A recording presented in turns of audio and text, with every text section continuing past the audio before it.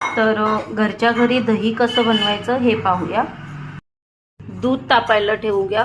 थोडंसं कोमट दूध लागेल आपल्याला। ज्या भांड्यात आपल्याला दही लावायचं आहे ते भांडं घ्यायचं, त्याच्यात 2 ते 3 चमचे दही घ्यायचं।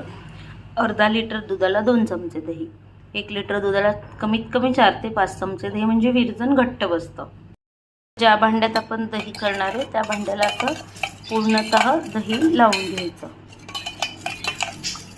साईडनी सुद्धा, कडेने सुद्धा त्याला आपण असं दही पूर्णपणे लावून घेणार आहोत। तर अशा प्रकारे भांड्याला चारही बाजूने दही लावून घ्यायचं। आपण याच्यात ओतणार आहोत दूध।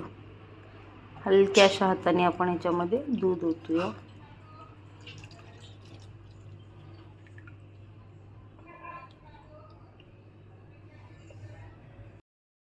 फार नाही हलवायचं, फक्त थोडंसं मिक्स करायचं बस। आणि आता आपण याला झाकून ठेवूया।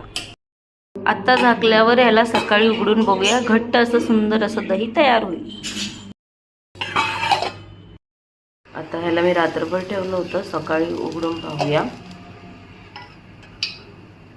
तर हे पाहू शकता, सुंदर असं आपलं दही तयार आहे।